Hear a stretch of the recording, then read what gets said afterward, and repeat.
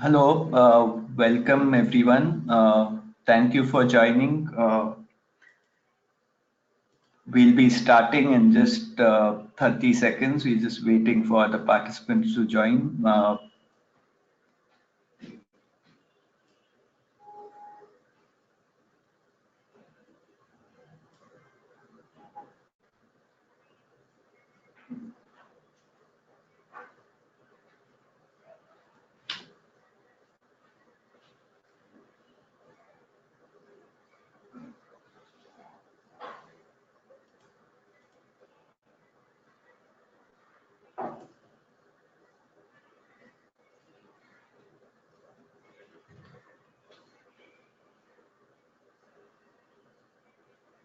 Yeah, welcome. I am Nikhil Kolsepatil. I'm part of the Asia Let's partnership team. I'm based in India and we work with ICLEI South Asia.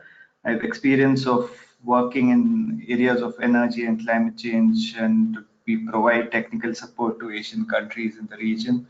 So thank you once again for joining us. Uh, we are excited to get started with this first webinar of the Building Energy Efficiency Community of Practice.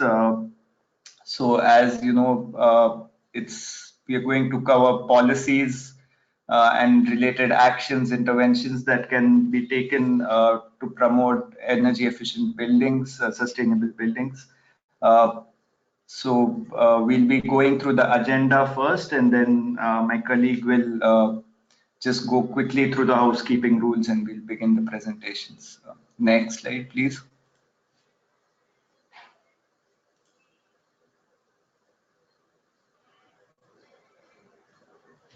Yeah.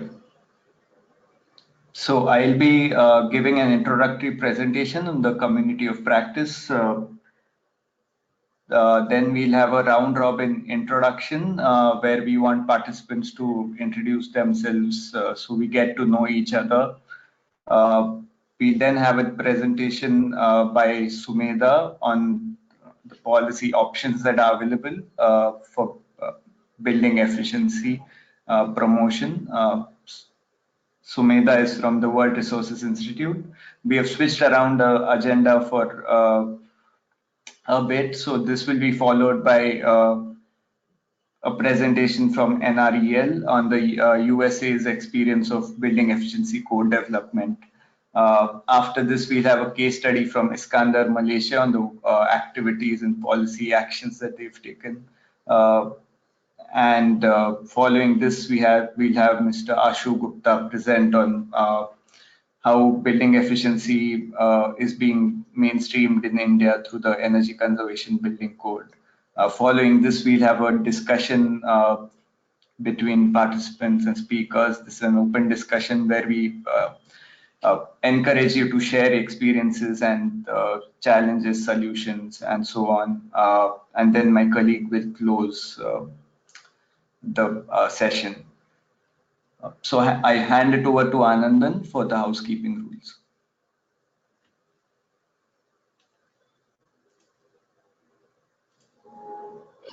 Yes, thank you, Nikhil. Please note that the participants will be in mute mode for most of the time. We will unmute you during the round robin and for the introductions and during question and answer sessions. And during question and answer session, we request the participants to raise hand. There is an option to raise your hand. So we will unmute you so that you can ask your questions directly. So you need not wait until the Q&A session. At any point of time, we encourage you to type in your questions using the questions option that you can see in the GoToWebinar.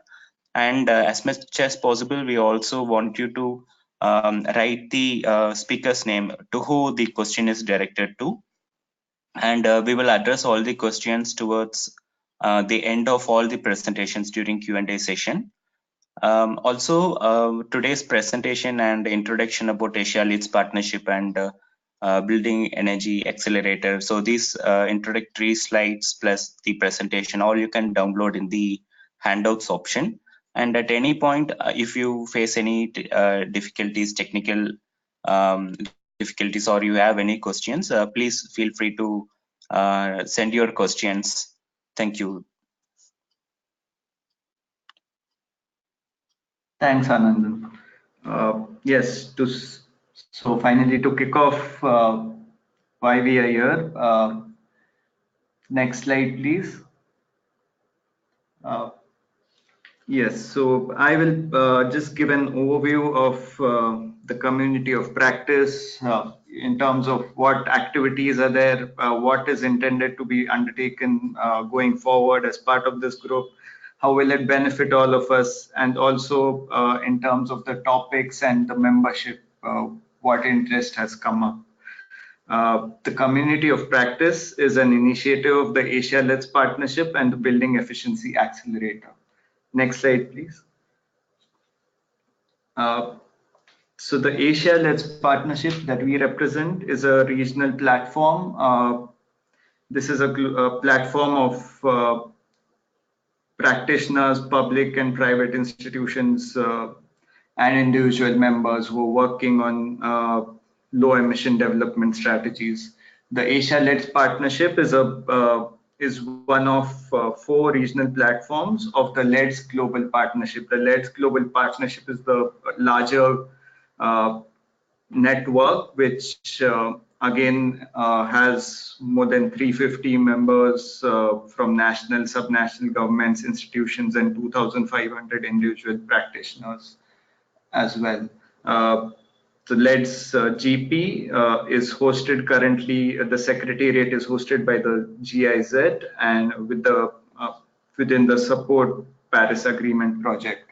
So the ALP is housed under the LEDS GP. The ALP again spans over 15 plus countries. We have around over 1,000 members. The key objectives are that we bring together the partner practitioners such as yourself, representing governments, developmental organizations, NGOs, businesses, academia, and others. The intent is mainly to promote collaboration, to ensure that organizations and individuals from different countries with different expertise partner together. There is also there's an intent to identify and share knowledge in terms of tools, best practices, models, so that these can be applied in the local context as relevant. We also promote capacity building and raise awareness, and foster overall leadership on action on climate change, low emission development across various sectors. So the way we do this is through various means. It's by connecting members, by bringing together members through large events such as the ALP forum, which we organize. It typically has around 200 to 300 participants from various countries, including the ones that you are representing. Next slide, please.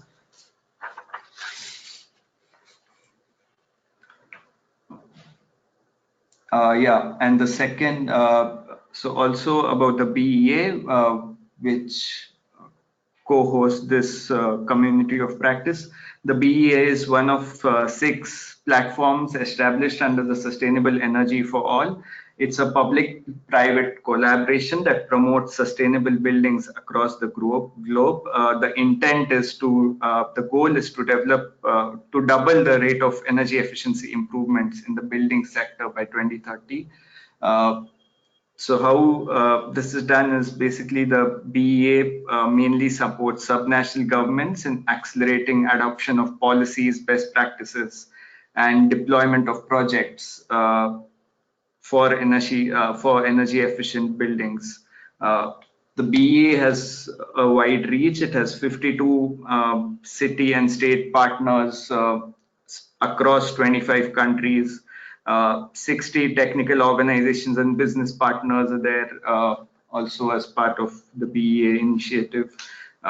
And many of these are based in Asia, across South Asia, Southeast Asia, and East Asia. And BEA is actively supporting cities in these regions as well on work, on technical work and policy work on building efficiency. So the BEA does this through supporting governments through the entire process in terms of offering a prioritization and tracking process that can be applied as per the local conditions, offering tools, solutions, technical expertise. Also, given the wide network of the BA, collaboration and recognition opportunities exist for members, including access to financing and funding sources. Next slide, please. You can, of course, see more on the ALP and BA in the handouts, as my colleague has mentioned.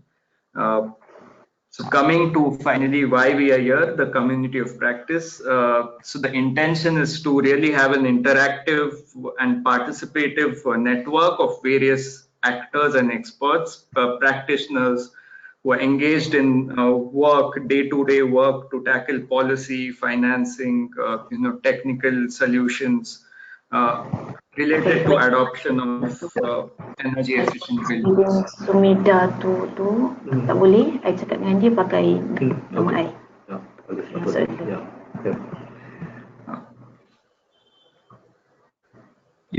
Sorry for that. And the initiative is basically this group that we are part of is set up to be a platform for learning from and with each other, for sharing our experiences, and to access technical expertise and knowledge for furthering overall uptake of building efficiency at the larger scale. It is vital that through this network we cater to your needs to make it more useful and effective for all of us. So this community of practice and the activities, I want to emphasize that this is primarily the intention is for it to be driven to your demands. So if there is a specific topic that you're working on where you feel that there is a gap and you need to know more, we are happy to help plug that gap, bring in knowledge, resources for that specific topic. So we'll also be hosting webinars. I'll come to that later, so we can focus on specific subtopics as well within the themes that we have identified. Early movers and active members can benefit from participation in trainings, including in-person workshops. So we will also have focused workshops in the plan of activities where participants can join and get trained on specific topics of interest. Next slide, please. So the opportunities of what you gaining from the community of practice is to learn from each other and from experts on topics through topic-specific sessions like the one we have today. Your input is really important. As I've said, we want all of you to interact and share experiences. This is not intended to be a one-way webinar where only speakers are presenting. We really want participation, active participation and discussion. We plan to share resources and country examples as well and best practices in the coming months. So, for example, we want to know how is Nepal going ahead with ambitious plans for energy efficient buildings. How is Malaysia moving ahead with its building standards, green building plans? So let's see how experiences have been with incentives put in place for building efficiency. We will also, there is also potential opportunity for linking up with the no-cost technical support. So you can again get guidance on policies and application of best practices. For example, the Asia-led partnership previously has helped the Department of Energy in Philippines. So they got technical assistance was provided to help them promote energy efficiency in public buildings and to establish benchmarks. There will also be guidance. There's also a lot of guidance that we'll be sharing. For example, there's guidance coming up from BA that Sumedha will cover, and tools from partners such as NREL that will also be covered in the subsequent presentation. There's of course an opportunity to join the BEA as well and being a part of leading cities and states and accessing the BEA's offerings in terms of technical support. Next slide, please. Yeah, in terms of the membership, this is really a diverse group, and we're lucky to have colleagues from 15 countries across the Asian region. We have 90 plus members who have accepted invitations to be part of the community of practice. So most of the members represent are from the government, representing national government, ministries, subnational governments, regulatory and technical agencies related to buildings and planning. Equally, developmental partners also are are a large form a large part of the group. So there are again academic and researchers as well. So there is ample expertise and resources also available within our group already. So this represents a really diverse group, and we have again different background, technical planning, research backgrounds. So hopefully we can again through interactions pick up and learn from each other, along with the specific technical expertise that comes in through the sessions and through the trainings. From the members, basically what expectations are there is, as I've stressed, your inputs are vital. We would like to learn from you what worked, what did not work in your country or in your context in terms of energy efficiency deployment in buildings. You can go back and share material, share learnings with your colleagues and within your network as well. If you think a tool will be useful from someone that you know of from your country or city or your work, that can also be shared with us. And of course, tools that we share can also be passed around in your networks. Next slide, please. So as most of you know, you'll have filled out during the process of signing up to the community of practice, there was a questionnaire which sought feedback, and we've got this will help us design activities further so that you find it useful. So the primary interest that emerged was in picking up lessons, best practices, and policy mechanisms, and to apply this in the local context on topics related to energy efficient buildings, of course. So what we learned is that the group is keen to exchange more on policies. That's what are the enabling elements for design, moving from design to implementation and enforcement. In terms of technologies and solutions, transformative technologies as well as economical and inclusive ones for both new and existing buildings were flagged as important as an important topic. There's of course interest to learn about tools and softwares for analysis, mapping, monitoring. Again, in the Asian context, data is often a problem in policy design. So again, frameworks and approaches that support data collection and thereby enable informed policy making came up as an important point. Financing and of course disincentives also is an important priority area that came up from the feedback.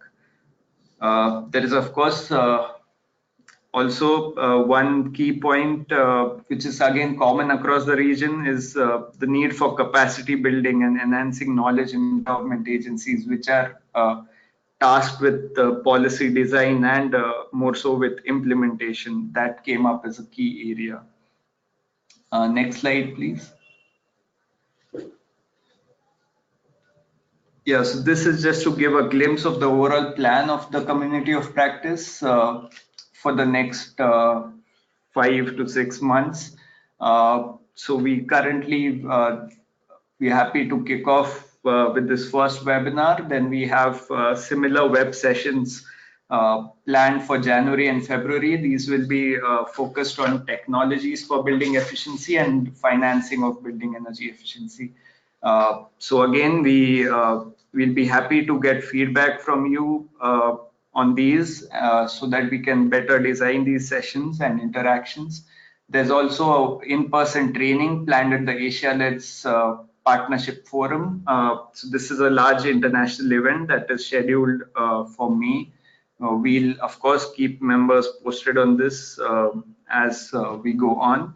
We'll also be sharing tools and resources with you, all of you, in the coming months. So again, your inputs are really vital for us to help us design activities and topics. And of course, in terms of knowledge sharing, inputs from members will be really great to see what experiences and lessons have emerged from different countries. That's it from our side, from my side. I think we can move to the round of introductions. So given that we have around 45 attendees in total, I don't think we can go in too much detail, but we can probably take around 30 seconds or so to just, or lesser, to state your name, organization, and country. So we can just move through this sequentially, and we'll unmute you and go around the room, so as to say.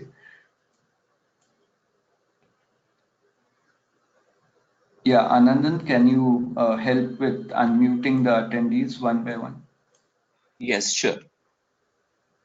So perhaps Anandan, you can start to just demonstrate. So with your name, organization, and country. Sorry, we don't have enough time to cover the role. Hello, myself Anandan from Asia Leads Partnership. We are located in India, and I'm supporting this Asia Leads Partnership and also organizing the webinars. So we will just unmute one by one. The first one is Mr. Abdul. So we will unmute name one by one alphabetically. Yes, please. Hi everyone, good morning. Hello. Yes, we could hear you, Mr. Abdul. Good morning. Myself Abdul Mohit Chaudhary, and I'm from India, Mumbai. Currently, I'm with Essential India, and it is working in the field of sustainability and energy efficiency. Sure, thank you very much. So some people have self-muted themselves. So kindly unmute yourself, only then you'll be able to speak. Mr. Aditya. Good morning. This is Aditya from Design to Occupancy. I'm working as a project engineer in Hyderabad. Oh, sure, thank you.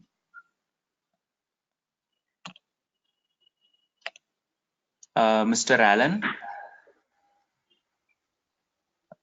you have muted yourself, self-muted. Okay. Hi, this is Alan Seo here from the World Green Building Council. I'm based in Singapore, but I oversee the Asia Pacific region here. Sure, thank you very much. Thank you. Yeah, hello, good morning everyone. Anuj this side from Hyderabad, India, working with Design to Occupancy and taking care of southern region of Design to Occupancy. Thank you. Sure, thank you, Anuj. Mr. Syed.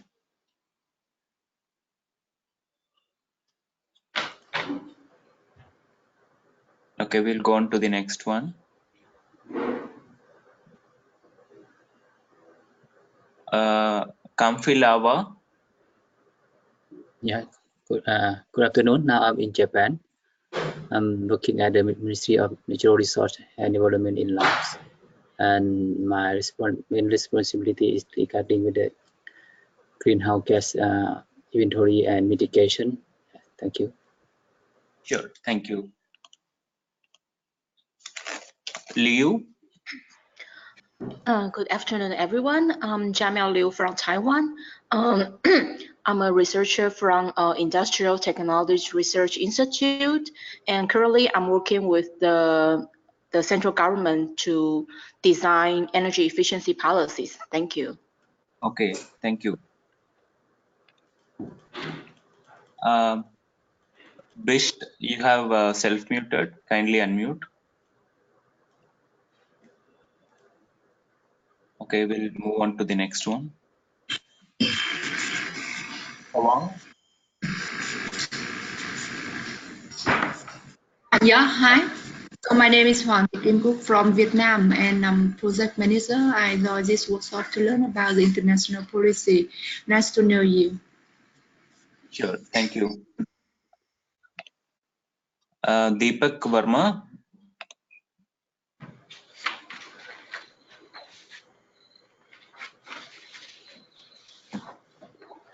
Mr. Deepak, can you unmute yourself? Okay, we'll move on to the next. Senanayaka. You have also self-muted, sir.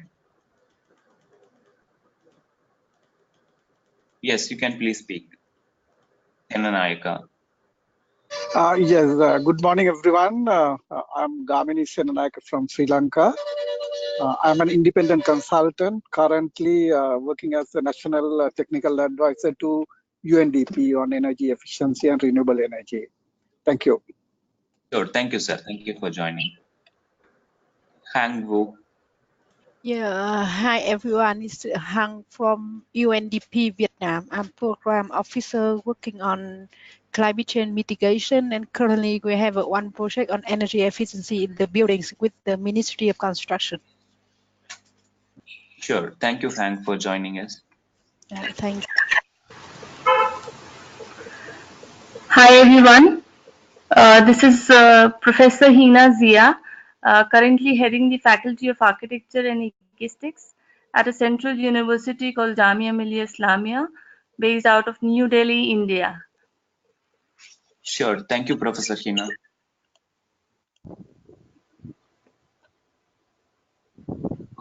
Huiju.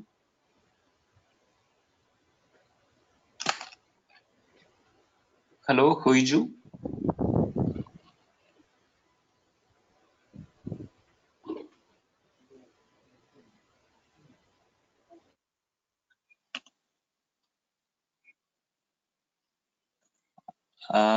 Yao.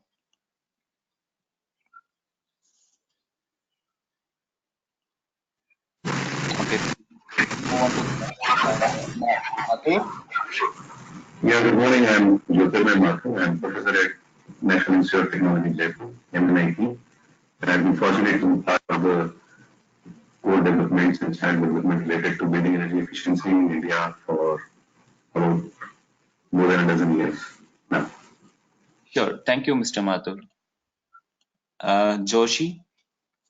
Hi, hello, this is Kirti Joshi from Kathmandu Metropolitan City Planning Commission, Nepal, where I am working as an urban development expert in policy making capacity. Thank you. Sure, thank you, sir, for joining. Mr. Kumar, you are self-muted. Hi, good morning. This is Kumar Abhishek. I am working for Integrated Research and Action for Development, based out of New Delhi, working on climate policy and research matters. Sure, thank you.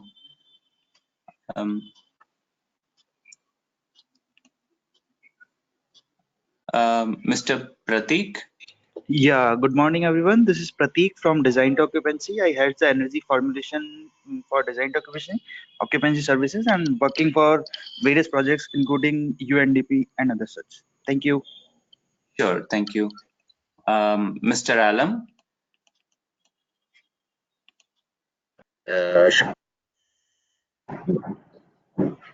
Hello. Yes, sir. Go on. Yeah, this is Shafiqul Alam from Bangladesh, and I'm currently working as Senior Advisor Sustainable Energy at GIZ Bangladesh, where I am looking after energy efficiency, project implementation, and also policy aspects. Thank you. Sure, thank you, sir. Mr. Shah Haider. Hi everyone, and especially it's very nice to hear from old friends like Nikhil. I'm Shah Zulfikar Haider. I was first director energy efficiency and conservation in SEDA, or you can call it Sustainable and Renewable Energy Development Authority. I have recently retired. I have joined a consulting firm, engineering and management integration consultant. I'm working there as chief consultant advisor. I work mainly with energy efficiency, grid integration, and I'm grateful to Let's Asia for giving me opportunity to work with grid integration. It's nice Sure. you have, for everything you're doing for us. Thanks. Sure. Thank you, sir, for joining us. Shardul? Hi everyone, good morning. This is Shardul from Nagpur city, India. I represent Eclipse South Asia and I'm implementing Building Efficiency Accelerator project, BEA project in Nagpur. Thanks. Sure. Thank you, Shardul. Swapnil? Hi everyone, I'm Dr. Swapnil Kamble from Nagpur Smart and Sustainable City Development Corporation, Nagpur, India. I'm looking after BEA and urban leads projects. Thank you. Sure. Thank you. Zhu Wang? Hello everyone, I am Wang Xu and I'm working on Sino-German urbanization partnership in Jazzy, China. Thank you. Thank you. Yusuf? You have to unmute yourself. Okay, we'll move on to the final person. Yes, we couldn't. Yeah. Miss yeah, one. Okay. Sure. I think some speakers, some attendees were not able to speak. They have self-muted themselves. So that's Sure. fine. But we have a variety of people from different countries and representing different organizations. We are excited to have you all. Over to you, Nikhil. Yeah. Thank you. Great to see such a variety. I will be introducing the speakers, so they would not have this opportunity to self-introduce. So I think we can get moving with the first presentation. Next slide, please.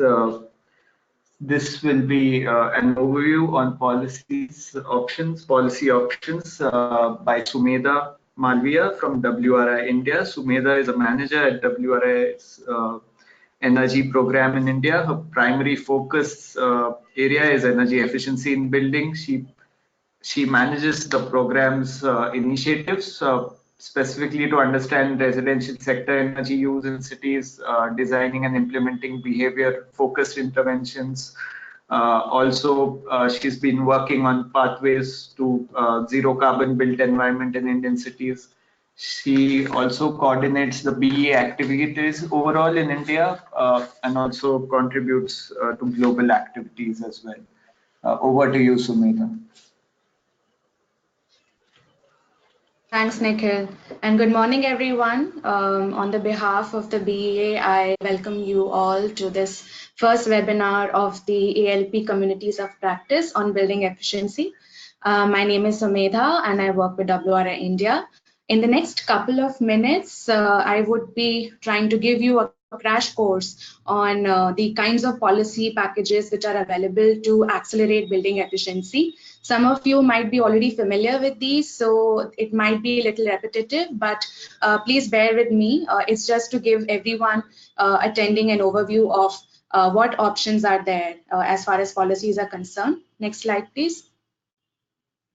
A bit about WRI. WRI is a research organization that works on issues at the nexus of environment and development. WRI is also the secretariat for the UNSC for All Building Efficiency Accelerator platform. Nikhil had introduced the BEA initially in his introductory remarks, so I'm not going to talk more about the BEA. Next slide, please. As we all understand and agree, building efficiency is the most cost-effective of all mitigation options. The slide here describes the other mitigation options and compares it with the mitigation potential in the building sector. And as you can see, buildings has some of the highest low-cost emission reduction opportunities. Next slide, please. It also provides several co-benefits that go beyond the emission benefits we are seeking. This here is the co-benefits flower that the IEA has developed and shows how improvements in energy efficiency, including in buildings, can lead to benefits like energy security, improved health and well-being, and even poverty alleviation. So the question is that if buildings efficiency has all these benefits, it should be happening on its own and it should not ideally need any enabling policies. But this is not the case. Next slide, please. We need enabling policies to overcome barriers to building efficiency.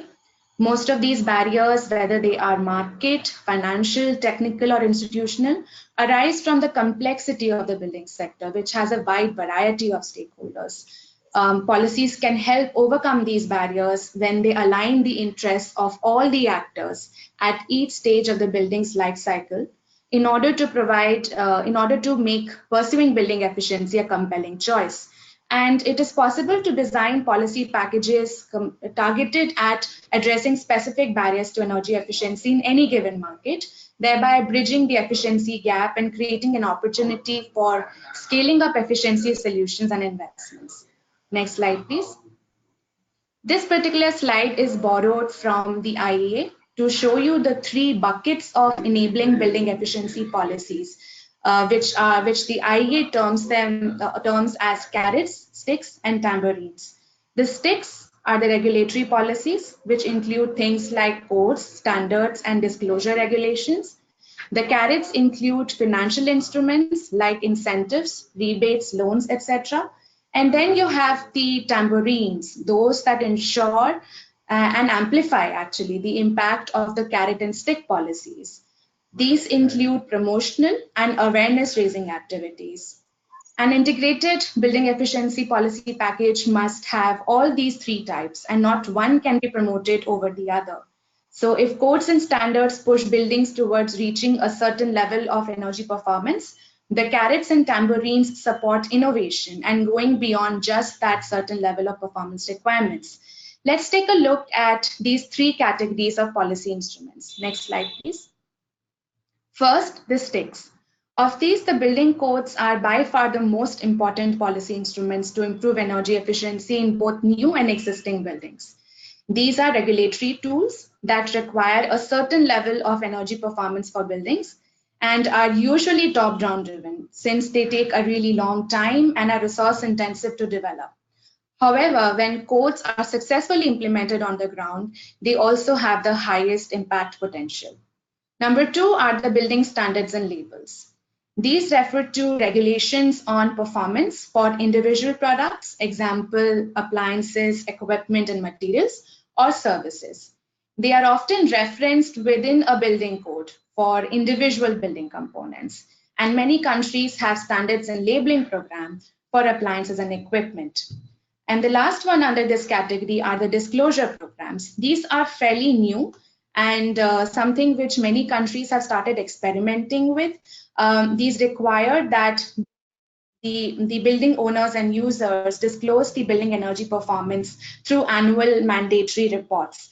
Often these performance information disclosures occur at the time of the sale or the rental of the building in these countries. And many cities globally have enacted disclosure laws that require buildings of a certain type and size to mandatorily disclose their annual energy use data. Next slide, please.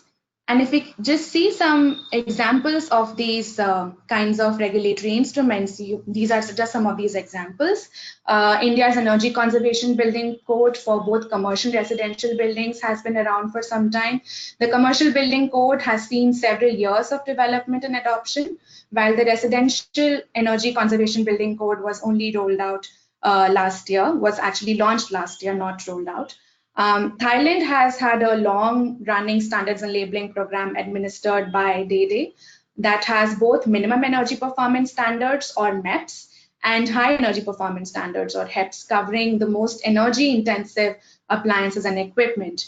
And then, of course, Singapore's leadership in green buildings and building efficiency is fairly phenomenal.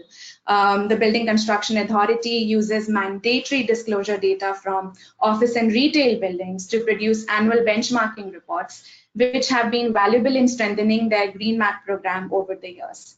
It's also worth mentioning that most of these regulations are enabled by overarching laws, typically called an Energy Conservation Act, which gives these designated agencies the authority to design and implement these regulations. Next slide, please. And the next set of, and then you have the carrots. Since high upfront costs are one of the major barriers to improving energy efficiency in buildings, a variety of policy instruments, schemes, and programs have evolved over the several course of years to overcome this barrier and to encourage greater investments by building owners, managers, and occupants. The financial incentives which are available can be designed to lower the upfront cost and shorten the payback period of energy efficiency upgrades. The two critical barriers to consumers and businesses making cost-effective efficiency investments. These include grants, rebates, or discounts on energy efficient products. Then you have the non-financial incentives, such as granting developers priority processing of permits or a greater allowed floor area or floor space index for development. And these are quite attractive to the private market while requiring little or no investment by local governments. And then you have the direct financing mechanisms, which are basically financing products that spread the initial cost of the efficiency investment over many years, allowing the financial benefits to be received sooner. These include things like revolving loan funds, trust funds, and tax lien financing mechanisms. Next slide, please. And if you look at some examples, we have, for example, in Singapore, the Green Mark scheme provides cash incentives for upgrades and retrofits and co-funds up to 50% of the cost of energy efficient equipment. You have in Hong Kong developers getting as much as 10% higher concession on the gross floor area if they pursue the certification under BEAM Plus. And then you have direct financing mechanisms like the PACE financing, which is property assessed clean energy financing in the US, which allows property owners to borrow money to pay for efficiency improvements and repay it over several years through a special assessment on their property taxes. Next slide, please. And finally, we have the last category of building efficiency policy packages, which is basically the tambourines, those instruments that empower consumers, buyers, tenants to make better decisions based on the energy efficiency information. Of these, the energy performance certificates or EPCs have been extensively used in European countries. EPCs contain useful, tailor-made, and understandable information, which is directly related to the decision-making criteria of potential investors and building owners. There is also an interesting sort of policy option, which is the building passports. And as the name suggests, these function exactly like a passport. They contain the documentation of most of the building's data and information, including basic information on the construction materials used, the systems applied, and the renovations that have happened in the building over the years, and of course, the energy use information. In the EU, these instruments have come up from the need to stimulate a market for renovations for existing buildings, something which the EPCs were unable to do.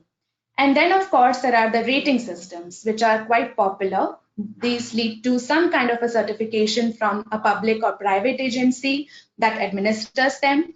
The rating usually compares the building to other similar buildings or to an ideal standard. It's also worth noting that the tambourines, which is basically building capacity, also includes things like training service providers continuously. For example, certification programs for technicians, energy auditors, and managers. One example of this is from India, where the Bureau of Energy Efficiency has a certification program for different kinds of professionals involved in the building efficiency sector. Next slide, please. And if we look at some examples, in the UK, the building EPC is fairly detailed and carries information that can help buyers and tenants make small investments in energy efficiency. You have an example from Serbia's Building Energy Passport, which is fairly detailed and contains a lot of information. This information can vary depending upon the geography. And some countries are using both EPCs and building passports. The rating systems market has been around for several years now, pioneered by the USGBC's LEED certification, and many countries have developed their own indigenous green building rating system. So for example, India has the Griha rating program that is also endorsed by the government. Next slide, please. So based on this understanding that we have had on these different policy packages, my last slide is targeted, is actually targeted based on the BA hat also that I'm wearing, and under which we specifically work with subnational jurisdictions. So given these packages that exist on policies and the kind of emphasis and emphasis on implementation that is needed at a subnational scale where action needs to urgently happen, there are ways in which cities and subnational jurisdictions can design building efficiency programs tailored to their own needs. But it has to start with some sort of a road mapping exercise, which defines the goals, the actions to achieve those goals within specific timelines, and indicators to measure progress. Specific roadmaps could talk about what type of buildings they want to address, what targets they want to fix for each type of building, and the most important thing, which is engaging stakeholders, which are of course a variety of stakeholders, to build trust and ownership in the building efficiency program that is going to be locally rolled out. And finally, my last slides are on, next slide please. The kinds of resources that are available under the BEA platform. We have just recently developed these playbooks on targets, renovations, and codes, which will be soon available on this website of the Building Efficiency Accelerator. We are also supporting the Better tool, which is a specific tool targeted at benchmarking of buildings, and this can be freely downloaded, and the links are provided. And I also highly recommend this report done by WRI in 2016, which basically talks about the 8 actions for urban leaders to accelerate building efficiency. And you can get a more detailed description of each of the policy measures that I spoke about in my presentation. Next slide, please. And finally, this is just to welcome also new cities, subnational and national jurisdictions, which are probably participating in this webinar. If you want to join as a partner, you can contact me or my colleague Debbie. So these are our contact details available. Thank you. Thank you, Sumedha. That was great as always. We'll move to the next presenter now. Next slide, please. Yeah, Marcus from NREL could not join us. He had a flight, so his colleague Bill Livinggood will be presenting. Thanks for joining, Bill, and especially since it's not really working hours in the US. So thank you. We are pleased to have you with us. Bill is an expert in building energy analysis, computational thermal analysis, and data acquisition. He's also an inventor on 3 patents for power generation technologies. Bill is the group manager commercial buildings at NREL. And as manager of the team, he oversees development of next generation simulation capabilities and guidance documents. So over to you, Bill, and welcome. Hey, thank you. I hope you're having a great morning for your Tuesday as my Monday night comes to a close. And thank you for inviting us to this discussion. We've been looking forward to meeting you all. Although Dr. Marcus Bianchi put together this presentation, he had a conflict and that he hoped to resolve and really preferred to attend this discussion, but in the end, unfortunately, just unable to make it, and I'm filling in for him. I'll probably not be quite as good as Dr. Bianchi, but a close second. Next slide. Okay, so today I'm going to discuss building energy codes, but maybe just taking a step back just to make sure that we're all on the same page. A building energy code is a type of regulation or a set of rules that specify standards for building construction.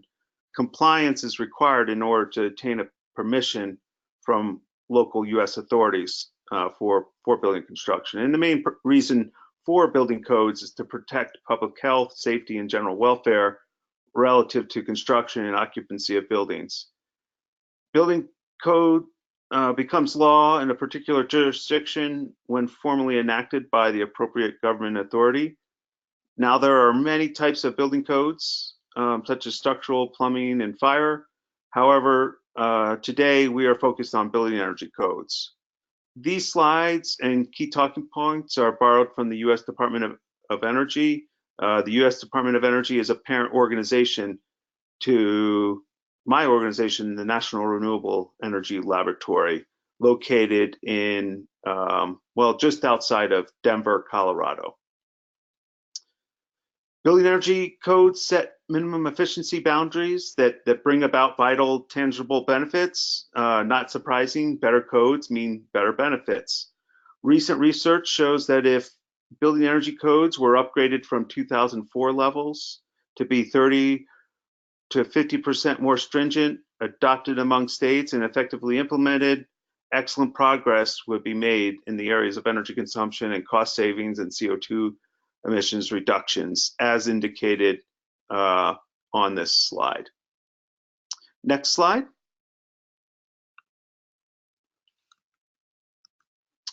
Okay, well, despite these clear benefits, the road to achieving them is quite challenging here in the US. To be effective, building energy codes must be painstakingly developed, then go through a complex coordinated process that includes code adoption, implementation, compliance, enforcement by states and other jurisdiction. One example of a code challenge is that code adoption is not automatic in most states. Without statewide adoption, local jurisdictions are left with state guidance and resources, and builders on the ground can face a confusing patchwork of codes across their region, adding complication. The challenges of implementation and compliance and enforcement vary with the different jurisdictions, and then lack of both training and manpower are often cited as roadblocks to proper enforcement. As with any aspect of building codes, plan review and inspections take time, and this must be accounted for in department staffing. Training is also critical across the design, building, and enforcement communities. Not only is there a need for understanding new code language, but new construction techniques and materials and technologies that go along with those code changes. Next slide. As I alluded to earlier, the United States does not have national building codes, and in many instances don't have even statewide building energy codes. Really, there's a series of items that are utilized to implement effective building energy codes relative to the approval processes here in the U.S. So now sometimes when people speak in general about building energy codes, one may be referring to actually any one of these three items listed on this particular slide. So ASHRAE standard 90.1, which has oversight over commercial buildings, the International Energy Conservation Code, or IECC, and then finally the actual state and locally adopted codes. So because the power of regulating is vested in the local authorities, there's often a reliance on a system of model building codes. And so model building codes have no legal status unless adopted or adapted by a local jurisdiction. The developers of model codes urge public authorities to reference those model codes in laws and ordinances, regulations, and administrative orders. When referenced in any of these legal instruments, a particular model code then becomes law. This practice is known as adoption by reference. And of course, that consistency streamlines and makes practices more effective, if you will. When an adopting authority decides to delete, add, or revise any portions of the model code adopted, it is usually required by the model code developer to follow any formal adoption procedure in which those modifications can be documented for legal purposes. The International Energy Conservation Code is a building code created by the International Code Council. And it's a model code adopted by many states and municipal governments in the United States. Next slide. Building energy codes are minimum requirements for energy efficiency design and construction for new and renovated residential and commercial buildings. Using them does not necessarily equal a green building. However, building energy codes are a solid baseline of requirements, and they do set a standard by which above code efforts can be defined. Next slide. So in developing codes, it's an open and public process. A community of professionals from diverse areas of government and industry collaborate to develop those building energy codes. Both IECC and ASHRAE 90.1 are developed, revised, adopted in open public forums. The openness and transparency of these processes is critical to widespread acceptance of the end result. Stakeholders representing a cross-section of interest are involved in maintaining these documents, and they include the following: the design community, including architects, lighting designers, mechanical and electrical engineers, the code enforcement community, including building code officials, representatives of code organizations and state and local regulatory agencies, builders, contractors, building owners, operators, industry and manufacturers, utility companies, energy advocacy groups, and academic communities, as well as federal agencies. Next slide. So for the details of ASHRAE Standard 90.1, the development process is described with this graphic. ASHRAE 90.1 is maintained continually through the development, review, and issuance of addenda to the standard, with approved addenda collected in a new edition published every 3 years. ASHRAE establishes project committees, the consensus body, if you will, of a minimum of 5 voting members from a broad representation of stakeholders. In some instances, ASHRAE will co-sponsor standard development. In the case of 90.1, an example co-sponsor is the Illuminating Engineering Society, or IES. After the committee approves for public review, addenda to the standard, those addenda are approved by the standards project liaison committee that then release those to the public for comments. The commenters provide written feedback, and that committee must address that comment or attempt to resolve the commenter either by accepting their comment in some manner, or if not, advising the commenter why the comment cannot be acceptable. Once all the commenters indicate the issues are either resolved or unresolved, but do not wish to delay publication or are unresolved, then the revision to the standard moves forward for approval. Next slide. There are a number of different compliance pathways that are provided through codes. So that's through prescriptive processes, and there's even variations of those prescriptive processes, as well as even simulated performance pathways to compliance. Next slide.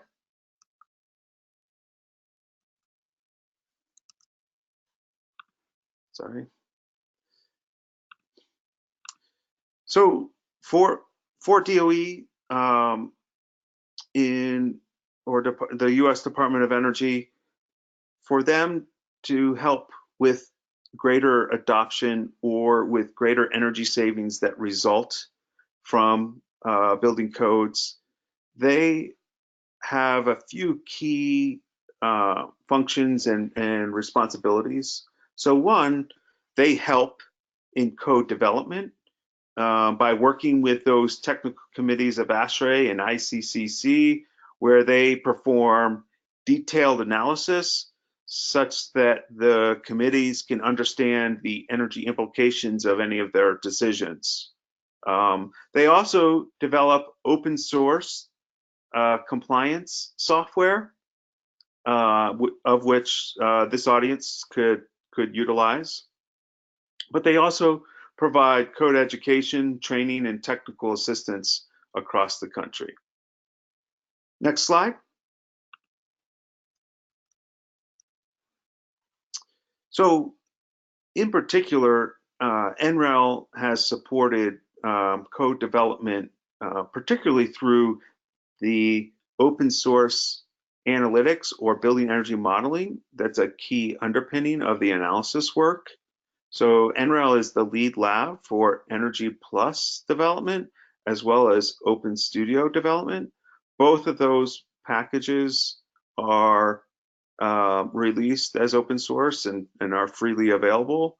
I encourage you to download that software and use it. Hopefully you find it helpful. There's a user community. If you have any questions, you can post those to various forums to get help in utilizing those. In addition, we have made key contributions to a library of reference building models that are used to perform that baseline analysis of code, vintages of code, and then any changes to code. And those reference building models are freely available, as well as what we call standards gems.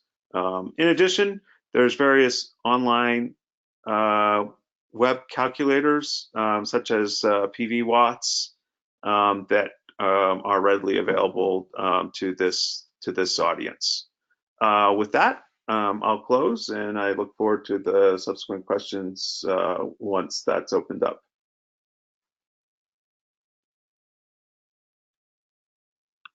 Thank you, Bill.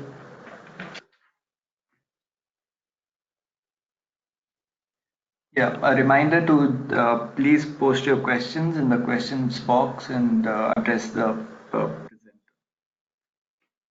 Next slide, please. So now we move on to a case study from the region, from Asia, Iskandar in Malaysia specifically. This presentation will be done by Ms. Hamiza Rahman, jointly with Mr. Chong. Ms. Rahman is Assistant Vice President at the Iskandar Regional Development Authority. She's been working in the government sector for nearly a decade and focusing on energy and waste management. She has been involved in the preparation of the electricity and renewable energy and energy efficiency blueprint for Iskandar, as well as she's the core team for the comprehensive development plan for Iskandar. She's managing a number of projects on building efficiency, including the BEA program, the Building Efficiency Accelerator program in Iskandar, and also she's been involved in the district cooling project as well that the city, that Iskandar has been taking up with UN Environment. Mr. Chong is also Assistant Vice President at IRDA.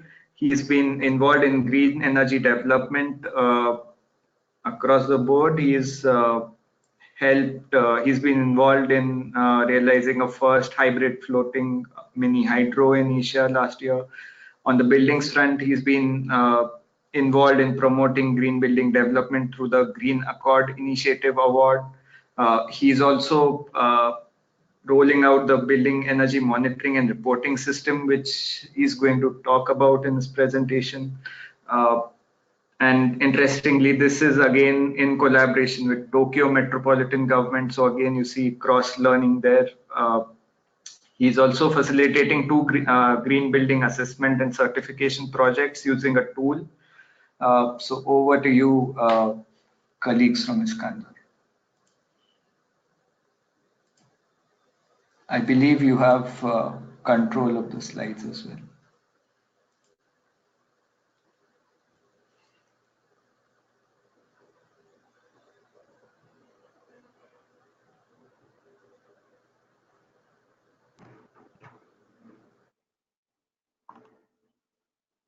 Hello everyone, good day. I'm Hamiza with my colleague Ong here. We will now share with you what we have done in Iskandar, Malaysia. We start off with some introduction of Iskandar, Malaysia. So Iskandar, Malaysia is actually an economic region located in southern of Malaysia, just across Singapore. We comparatively 3 times smaller than Singapore. Singapore is comparatively 3 times smaller than us, and we are about 2,200 kilometers square. There are 5 local authorities in our region. So next, we actually are governed by the Act 664 laws of Malaysia. So our vision, IRDA vision is to create Iskandar, Malaysia as the first choice to invest, work, live and play. And our main rules, there are 3 rules, which is planning the development in Iskandar, Malaysia, whether it be like from economic side, social, and also environment. We also do promotion for our region, and also we facilitate many kind of project such as environment projects and also economic and also social. So this is case of action. We have our master plan, the comprehensive development plan. We developed this in 2012 and completed it in 2014. So we are based on our circle of sustainability. This circle of sustainability have 3 core elements, which is 1, wealth generation, more to economic generation, where sharing and inclusiveness is more to social economic and also social development, and also resource optimization and low carbon. We also have the low carbon society program, which we have low carbon society blueprints and also low carbon society local action plan for local activities, local authorities. So our aim is to reduce the carbon emission intensity by 58% in 2025 compared to 2005 level. So we actually have targeted to reduce 24% of electricity by energy efficiency program, and also 12% of renewable energy through many channels such as solar and biomass, waste well. So there are few challenges faced in the green building implementation in Iskandar, Malaysia. First, we have various of standards. Then we have resistance. I mean, like lack of understanding from local and state agencies, law and policies. So because the green building and energy efficiency program in buildings in Malaysia is on voluntary basis. It is not mandatory. So it is quite hard to convince people that you have to change from conventional buildings to a green one. Next is the cost. Cost of retrofitting is quite expensive. I mean, like for existing buildings. For new buildings, if you plan it well, then the cost will have not too much difference. So there are 5 strategic thrusts that we have outlined in our blueprints. First, we have to strengthen our law and policies. We do as much as possible awareness, promotion, and public awareness. We intensify the human capital development. We do some research on REE. which renewable energy and energy efficiency, which we collaborate with higher institutional learning. And also we have to move forward along with the technology that available in market for renewable energy and energy efficiency. So this is the current status of green building, last updated in October, September 2019. There are about 2.4 million GFA certified green building in Malaysia using the Green Building Index. This accreditation tool is a voluntary tools that used by the developers and the building owners to design and to make sure their buildings and also development are green. So in Johor, because Iskandar Malaysia is located in Johor State, we are ranked at 4th most registered and rated for Green Building Index projects. There are 4 registered projects, and there are the completed buildings. We have 8 today.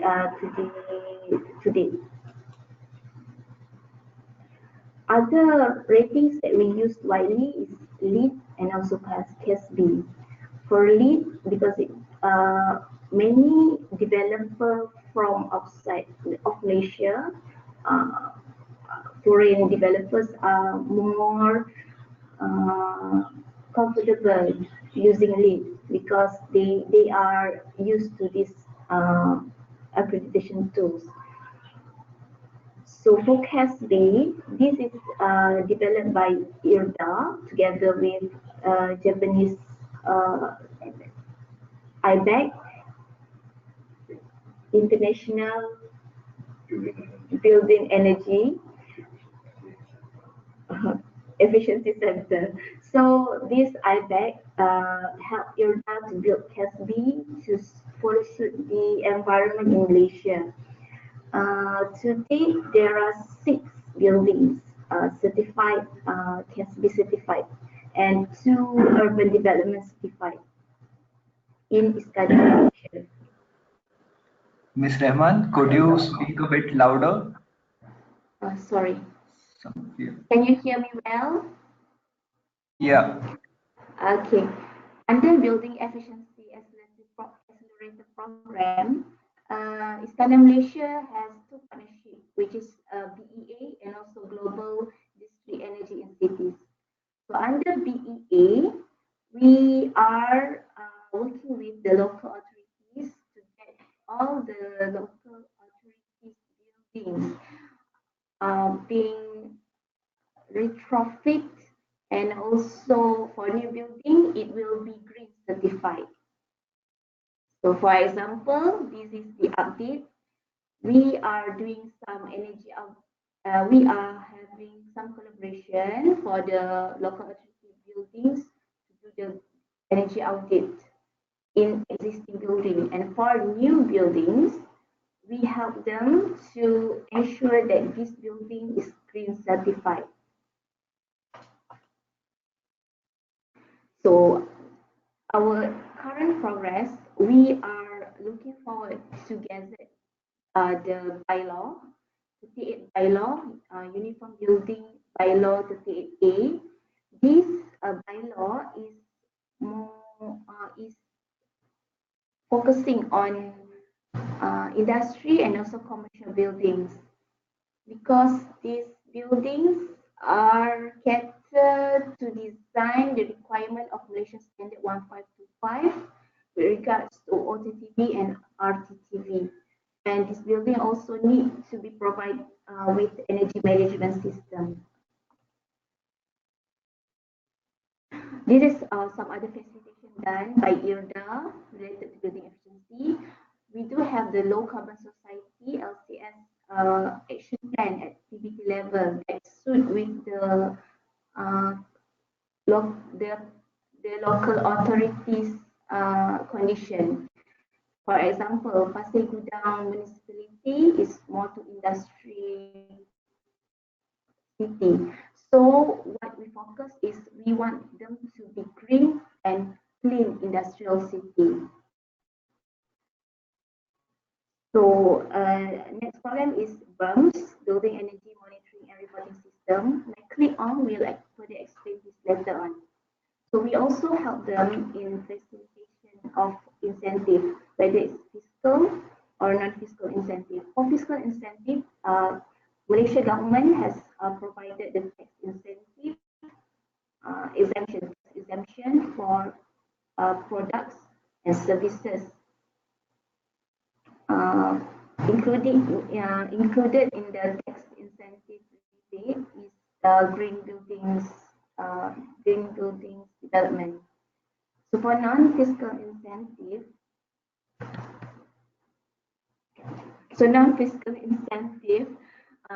for example, we can give them some credit or leeway, so they can add some GFA to their development. Other facilitation that we are currently done, we also do a lot. I mean, like various of promotion awareness. For example, we're seeing Istana Malaysia 171, the planning agenda, which we engage all the local authorities planner to share on energy efficiency initiative that they can do in their local authorities. We also do the CASB training for local authorities and developers. We do have the Green Accord Initiative Award, the Gaia Award. This is the annual green building award to encourage developer and also building owner to be green. We also have a BERMS training for local authorities. Okay, next I will hand over the floor to Mr. Tom. Hi, good afternoon, everyone, and thank you, my colleague Hamiza. She shared the overall introduction about the explanation and also our carbon society movement. Now, I would like to share about the building energy monitoring and reporting system for this topic. So, once again, I would like to emphasize our Istana Malaysia pledge, which we target to reduce 58% of GHG intensity by 2025. By doing this, we have kept our 12 action plan in 281 programs, which BERMS, the Building Energy Monitoring System, is one of the key actions under the low carbon urban governance. So BERMS is also contribute to other actions, for example, the green building and construction industry. So in overall, BERMS is a reporting template. Yeah, Mr. Chong, if you can just speak up, we are not able to hear clearly. Oh, okay, all right. If you can just talk a bit louder. Yeah. The building energy usage we can use to track and monitor our building carbon emission. In this kind of mission, the BERMS template is developed together with our Japanese partners. They are the Tokyo Metropolitan Government, TNG, and also their consultant, Mizuho Research Institute. For your information, Tokyo has used the same template to monitor their building energy emission and assessment as well. The BERMS approach requires the building owner to submit their energy report via a friendly template. The template to either submit to IUDA or the local authority in this kind of measure.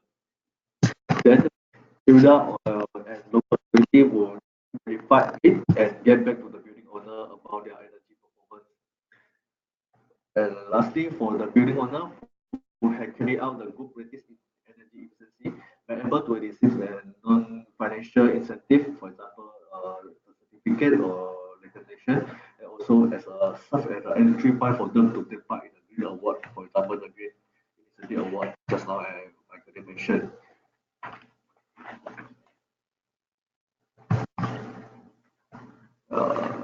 Wait a moment. I think I have.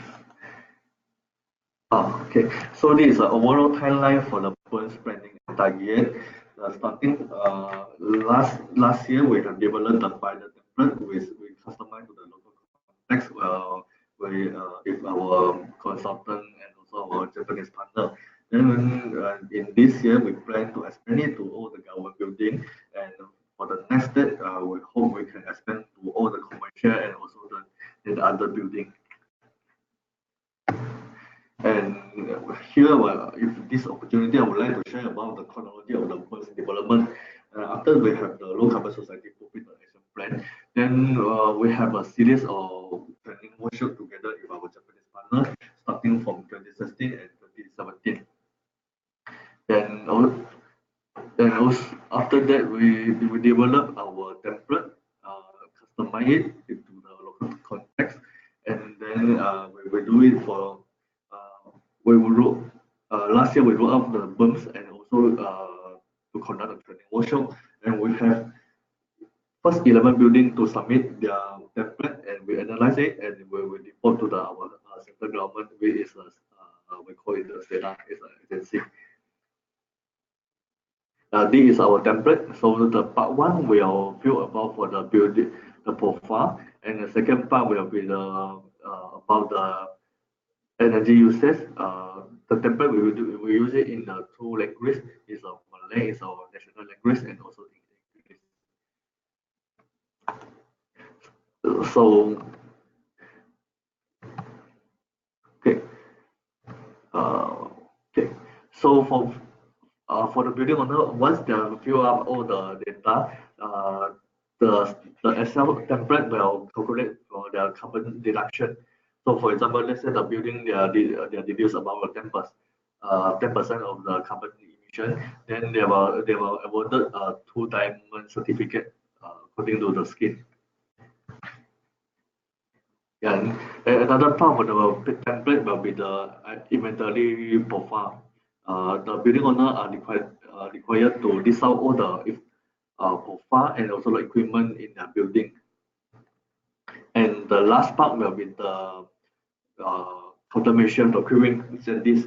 Through the incentives, the building owner there's no their room to improve, and also what kind of no cost automation they can practice to further to improve their energy efficiency for their building. I think I skip for this one. Okay, so just recap from the Tokyo Metropolitan Government success story. So we learned it from the Tokyo template.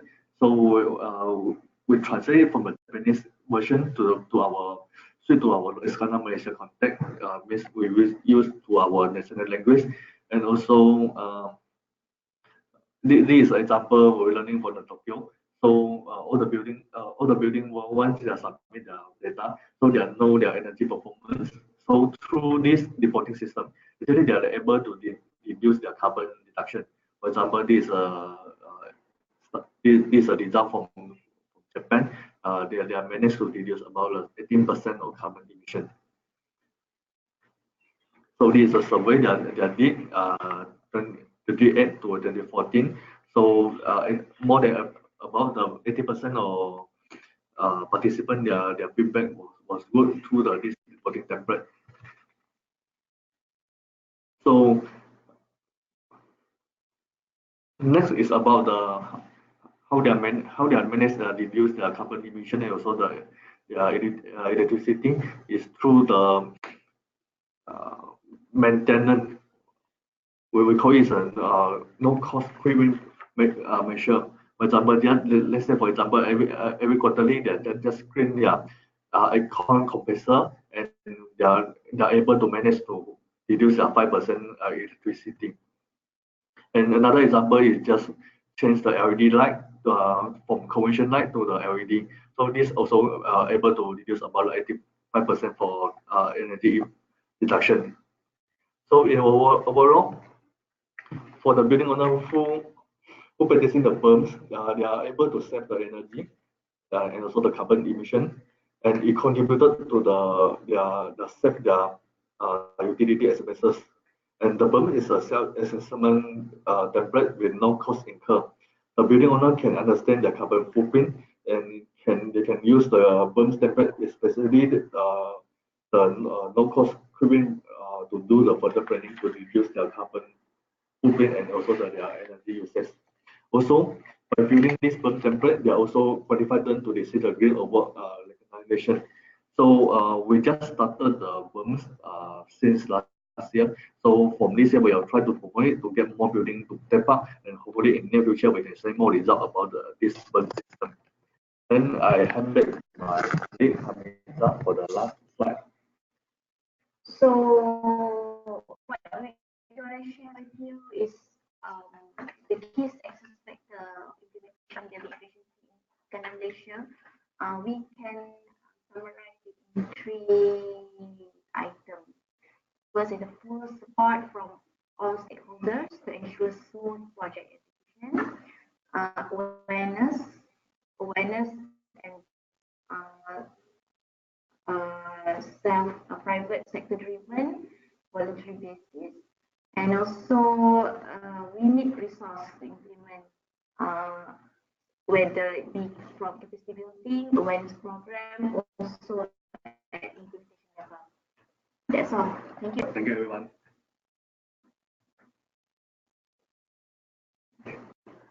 Thank you.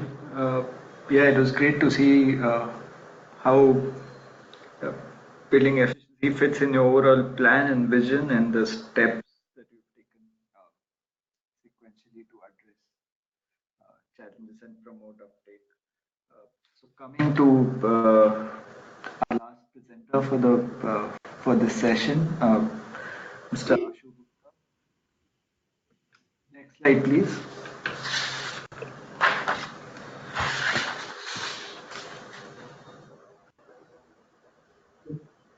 Hello. Hi, good morning, everyone. Yeah, sorry, Mr. Gupta. I'll just give a quick introduction. So as you can see on the slide anyway, Mr. Gupta is a managing partner at Design to Occupancy Services. He's been working in the domain since a long time. He's worked with different organizations such as ISHRE, ASHRE, IGBC as well. He's a BE certified ECBC master trainer for the Energy Conservation Building Code. He has trained more than 7,000 professionals on the Energy Conservation Building Code, and he's also the National Vice Chair for ISHRE. He's received a lot of recognition as well from various states in India for his work on energy conservation all across. So yeah, over to you, Mr. Gupta. Perfect. Thank you so much, Nikhil, for your kind introduction, and I really appreciate thank you for inviting me on this platform, because this is fortunately this week in India is a National Energy Conservation Week, and 3 days back entire India celebrated a National Energy Conservation Day on 14th of December, and a lot of people has taken a pledge to do energy efficiency in their lifestyle, in their living. So again, welcome each and everyone. So my topic to go through the policies, what happening in India and where we are heading in energy efficiency locally, the mainstreaming building efficiency policies locally. So can we have a next slide, please? All right. So this scenario is typically similar for all over the world, but it is specific in India. This report from the Niti Aayog, which is the government department, they made the report in 2017 to 2030 that how energy consumption is going in India, and which is very alarming, because if you look at the residential industry part, and it is a huge energy consumption, it will be happen in next 13-14 years, and every kWh consumption is directly impact on carbon emissions. So government has plans that how our focus on building energy efficiency specifically, either it is commercial or residential. So both government has taken a step to follow that both the segments should cover by the energy efficiency codes. Can I have the next slide? All right. So this is the National Action Plan on the Climate Change from the Government of India. We have National Solar Mission. We have National Mission on Strategic Knowledge for Climate Change. We have National Mission on Sustainable Habitat, water mission, Himalaya ecosystem, and entire energy efficiency. Also, the government of India has a national mission on enhanced energy efficiency, in which these kind of codes comes up. So I'll go through the details that what national mission on enhanced energy efficiency says. Next slide. All right. So in India, in 2001, we have the Energy Conservation Act, which is published by the Gazette of India, in which after this act, the India has formed Bureau of Energy Efficiency, which is the BEE, and it is under the Ministry of Power, and they have several tasks to do that. And in the last 19 years, from 2001 to 2019, if we talk about that, Bureau of Energy Efficiency done a lot of work to promote energy conservation. So some of the highlights of BE work which is there, first is the Energy Conservation Building Code. The second is the standard and labeling of the equipments as well as the building also. So in India, we have an Energy Star labeling for the buildings, but those for the existing buildings. The third is the demand side management. This is mostly focusing on the agriculture side and the municipal label. Fourth scheme the government started, which is the Bachat Lamp Yojana, in which we have in last few years, India has converted most of the street lights into the LED, and most of them are now these days everywhere you can see the LED lights in India. And the fourth is the promoting energy efficiency in SMEs, the small and medium enterprises, which is the major impact, because in India SME industries consume a lot of electricity, and government is focusing not only the higher industries, is focusing on small and medium industries as well. Another one is the designated consumer. So Bureau of Energy Efficiency having a PAT scheme, which is called Perform, Achieve and Trade. So that scheme is a mandatory for the major designated consumers, which are the majorly industries. And recently, last 2 years back, the government of India, Bureau of Energy Efficiency, has mandate for the hotels as well.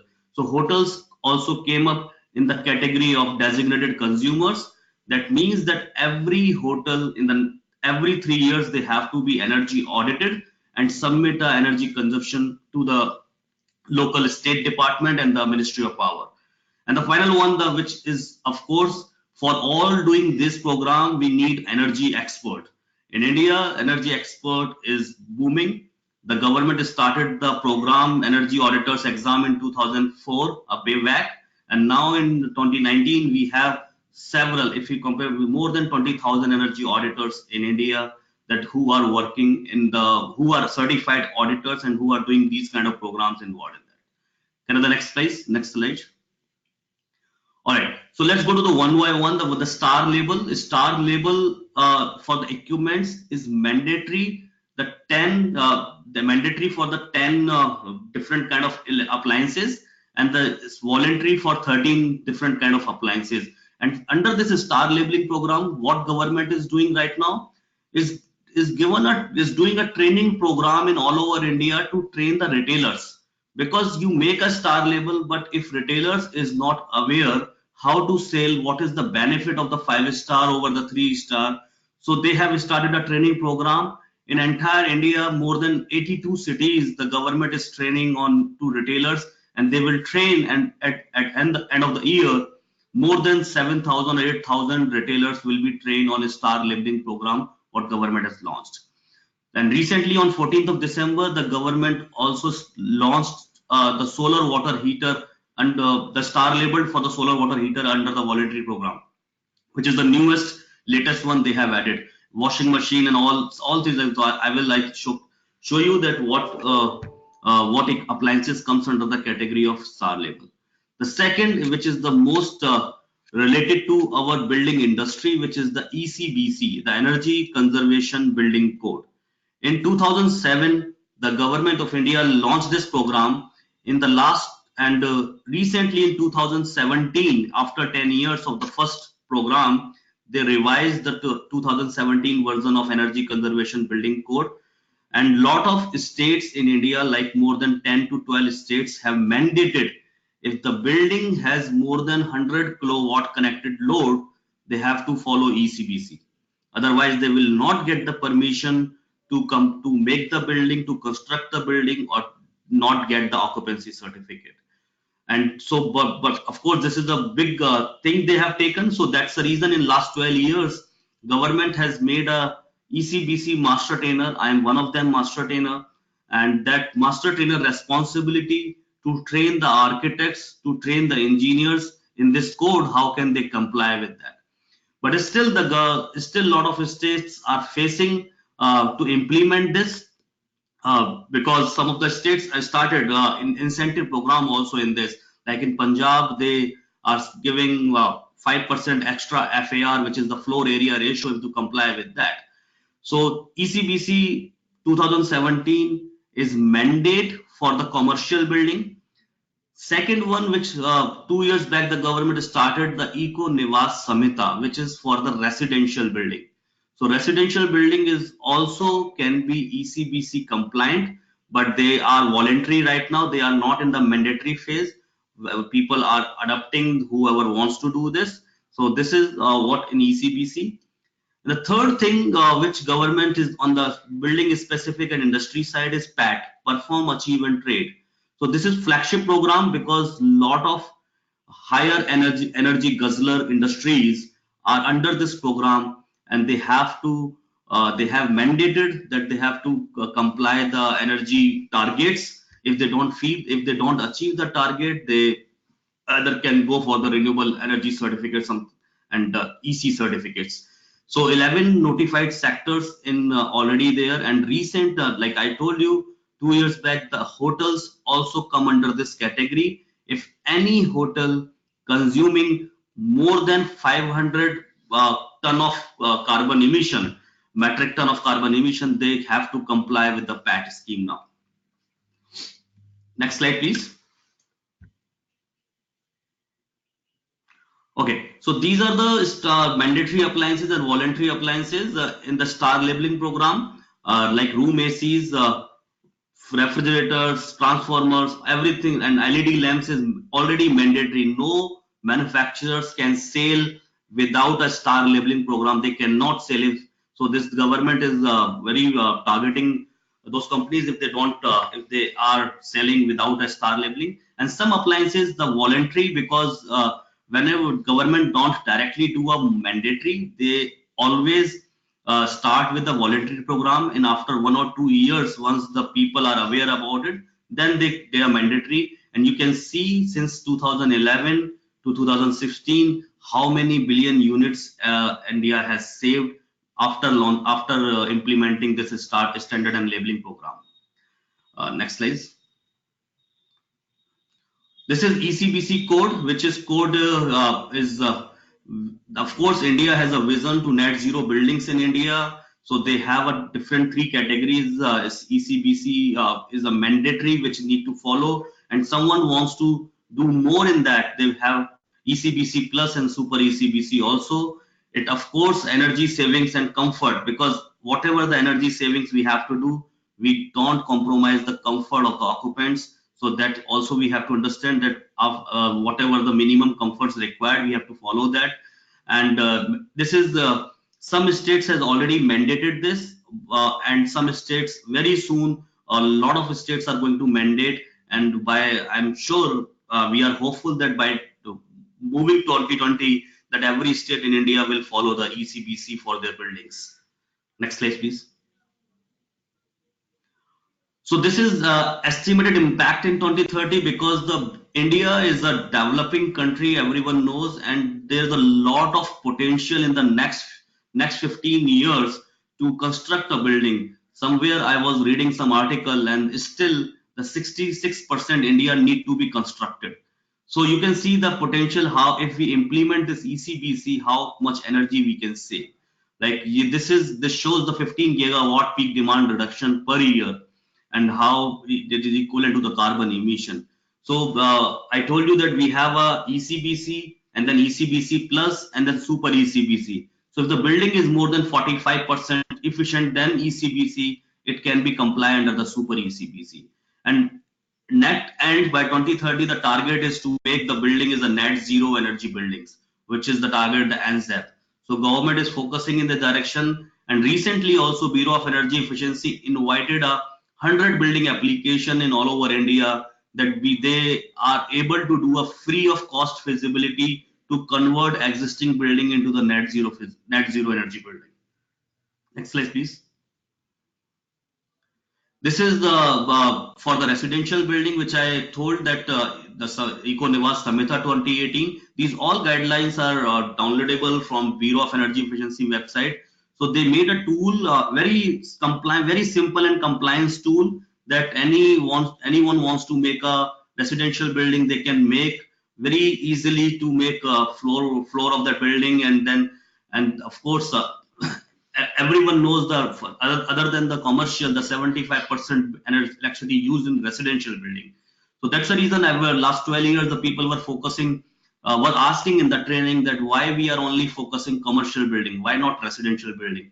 So this is residential building they have launched in 2018, and if the plot area is more than 50 meters square, then this code is applicable. But still, this is in a voluntary case. This is not a mandatory. But very soon, once all these things will be aware to the people, then it will become under mandatory stage. Next slide. This is another one, of course, not related to the energy ministry, but it is related to the Ministry of Climate Change, and this is the India Cooling Action Plan. Because in India, the air conditioning is the major energy guzzler in any building. The 50 to 60% consumption of any building goes in air conditioning, and still in the 7 or 8% in India having the people having air conditioning. And this has been studied that in the next few years, very soon India will have a lot of air conditioning. So they made an India Cooling Action Plan, because the rise of air conditioning, if you can look at the 17-18 to 27-38, it is booming in a big way. So not only the air conditioning, of course, the cold chain and refrigeration industry is also booming. And we have to understand the cooling action plan, that the government wants to focus in that category, that we have to minimum 30 to 40% in air conditioning system, less energy consumption, so the building can be more efficient. So this is the basic I try to capture in that what policies is happening in India. So I think my presentations is done now. So I will be more happy to have a questions on that. Thank you everyone. Thank you, Mr. Gupta. Thanks. So we are through with our presentations covering different contexts, and also initial overview presentation from Sumedha. So we'll quickly take questions and request the speakers to respond in a minute or so. So we have just some time for reactions and just larger discussion. The first one is for Sumedha. So the question is, someone from India thanks you for explaining the energy policy formulation process and structure, and wants to know how the policy framework addresses the Gemnos paradox. Thank you. Thanks, Nikhil, for the question, and thanks to the person who has asked this question.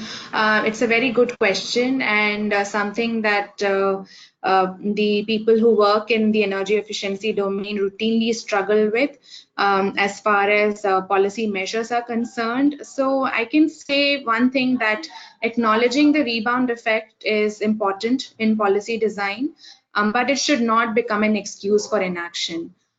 So there are countries which have taken into account the rebound effect calculations specific to their local circumstances when they are setting their targets and they're designing their policy measures.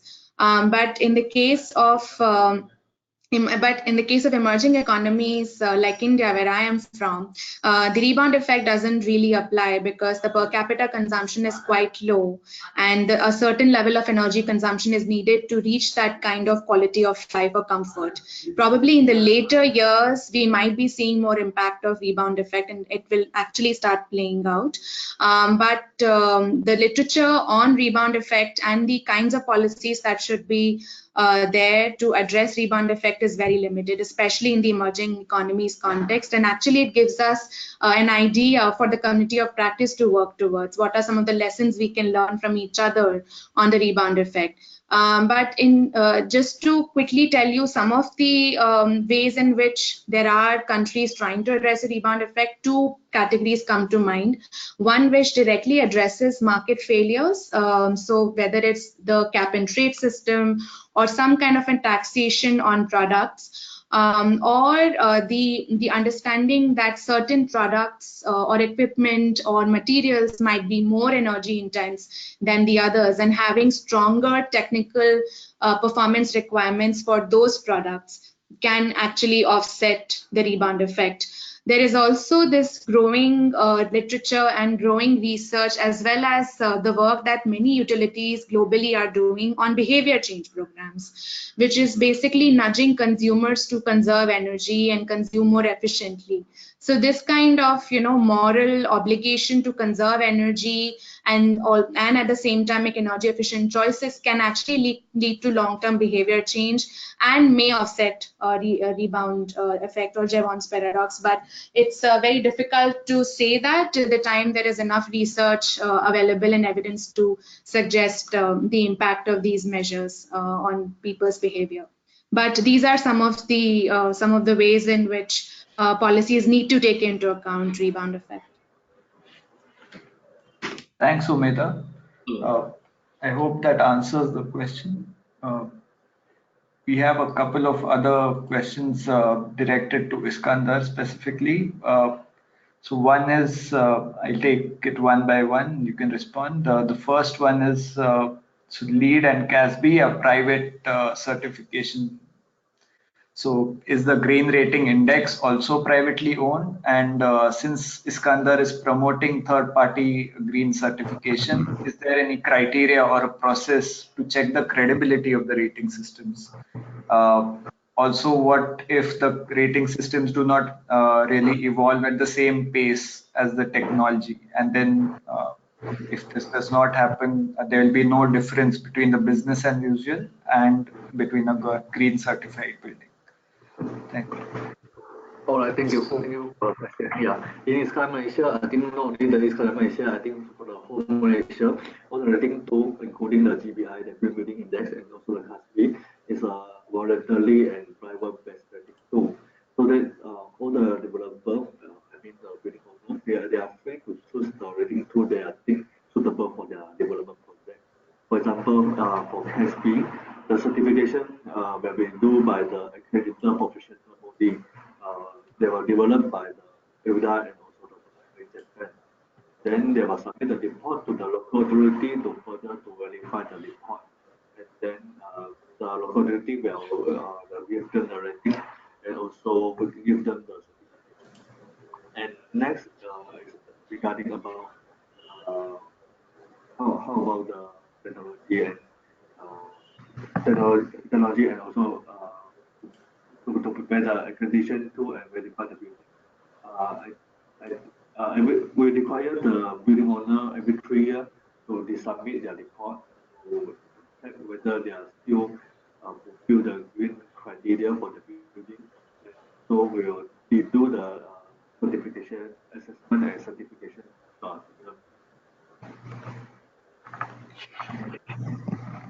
Yeah. Sure. And for question number 2, and we also encourage the building owner to take part in the Green Award for their branding purpose. This is one of the factor to encourage go green. This is one of the financial initiatives that we offer. Yeah, thank you. Sure. Yeah, so that was in response to the another question on efforts to make the private sector engage and participate. Thank you. I think there's some issue in the connection, so we could not hear, or at least I could not hear it as clearly, but we'll make sure that we have the written responses sent to participants as well. Thank you. Yeah, we have one question from Mr. Gupta. So just asking you to share some experience and insights on the PAT scheme, Right. its successes and challenges, especially for the buildings like Absolutely. hotels. So it's a very good question. I think because PACT earlier it was only for industries. I told, and the last 2 years back, India like Bureau of Energy Efficiency started that hotels are major energy consumers because of 24 hours operation, and they bring hotels in the PAT scheme. So in the last 2 years, approx in India, 70 hotels under the PAT scheme came up, and this year they are adding more 100 hotels in the PAT scheme. The success, of course, the hotels are accepting to come under that category, but the challenges which, of course, the government will be facing, because still they have the Bureau of Energy Efficiency is giving 3 years time for the measurement and verification. After 3 years, the amendment will happen that whatever the target government is giving to the hotel, are they opting? Are they complying with that? So I'm sure the challenges still the challenges are not there, but in the next 1 year, when the first cycle will be completed, some challenges will come because hotel have a different occupancy style. Sometimes they are 100% fully occupied, sometimes the 40% occupied. So they might be facing some issues to create a baseline in that. But it will happen in the next 1 year because this is recently started by the Bureau of Energy. Sure, thanks. Bill, if you want to chip in and maybe, I don't know, perhaps speak on anything on process of assessors or rating standards and so on.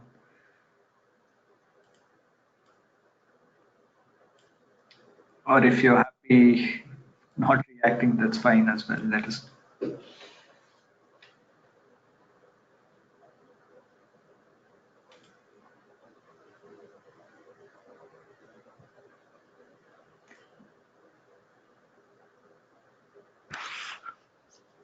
I'm sorry, I might have missed that. Was that directed towards me?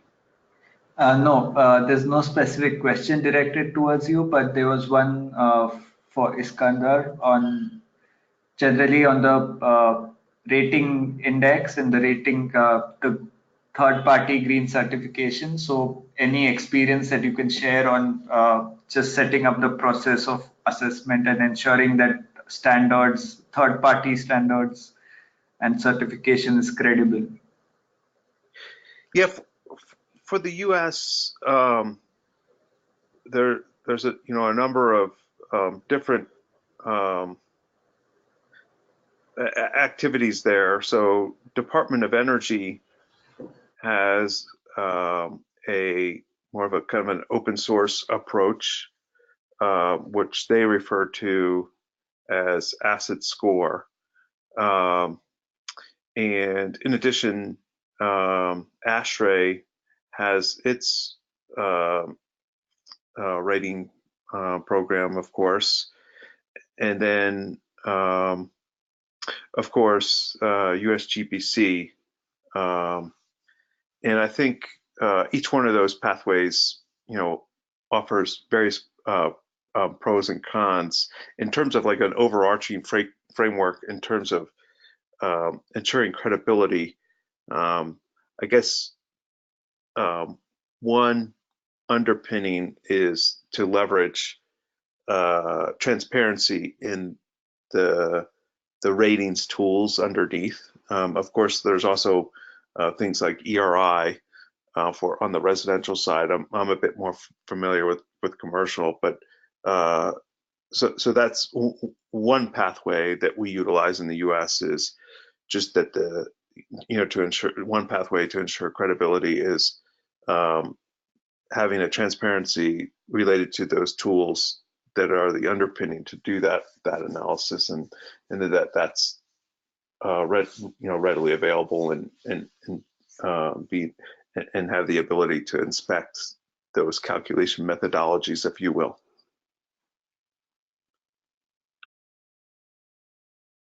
Thanks. Thank you, Bill. Yeah, and I think we have just some time on anyone from the participants if you want to share some additional comments or react to one of the questions that you can see on the slide on any of the points. Is there anything you can raise your hand and we can unmute you if you have anything to share in terms of lessons or experiences for policy development or even anything from your work that you feel is relevant.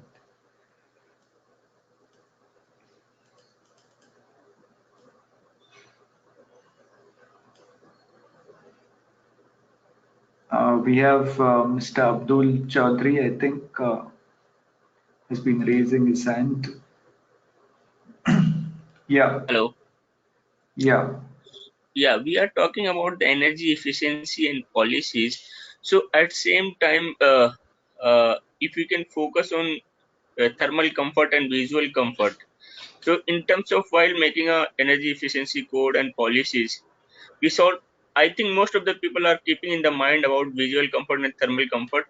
So we also should discuss these points over here. What I'm trying to say, that visual comfort and thermal comfort issue should also be discussed.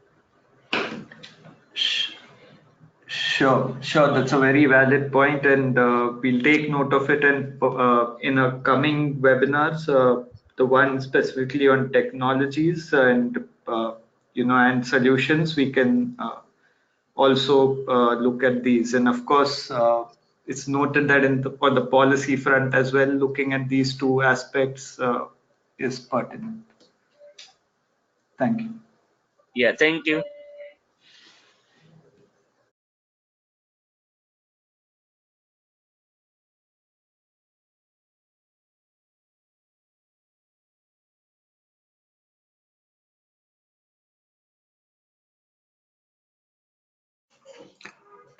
Hi, I'm Shah Zulfikar Haider from Bangladesh. I would just like to know that the more research is done in developed countries on energy efficiency or renewable energy, but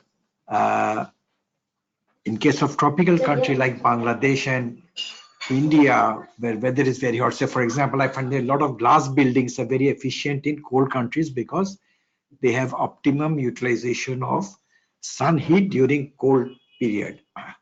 But in a hot and tropical country like Bangladesh and in some part of India and other places, I find that lot of air conditioning is required, more energy is being used, especially in places near the glass. So I think this sort of things may be considered by BEE so that we have more efficient policies and system for depending on the weather. Thank you. Thank you. We just have one more comment from Atif Sayed on that Sumeda's response about behavior change was very relevant, and there's very little work that's been done in the developing countries on this subject. And perhaps that's an opportunity for this group to collaborate on doing a study across multiple countries.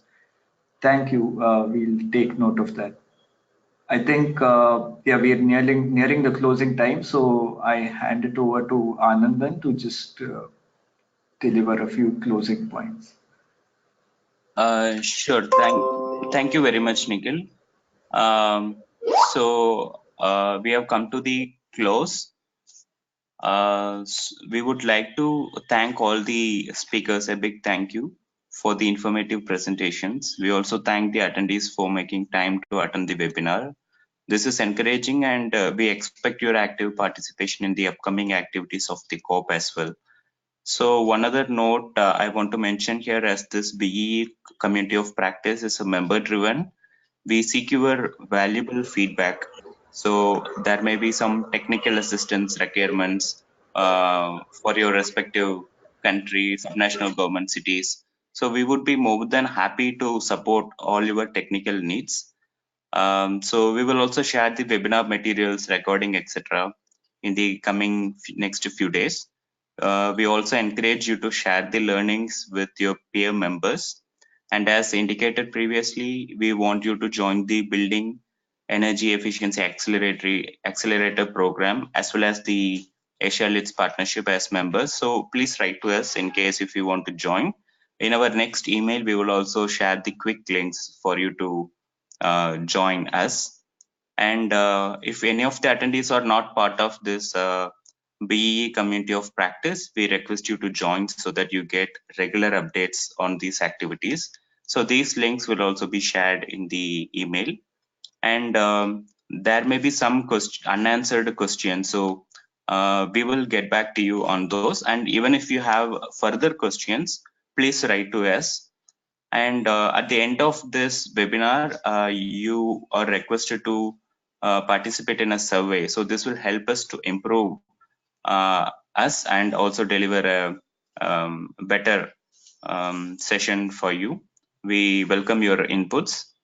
And finally, as the co-op aims to achieve sustained learning and sustained learning on this specific building energy efficiency topic and peer-to-peer learning, we encourage you to share the resource materials, success stories, best practices, etc. with the co-op members.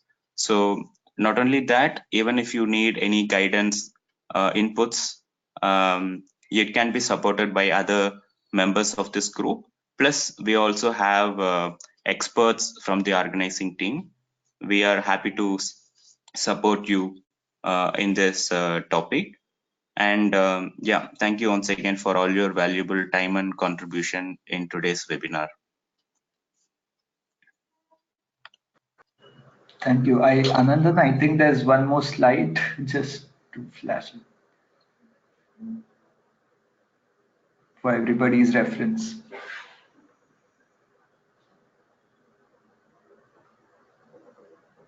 Yeah, next slide, please. I think we covered this, so I think we can. Sure. Yeah, thank you, everyone. And we'll keep in touch and see you at the next webinar. Thank you. Thank you all. Thank you, everyone.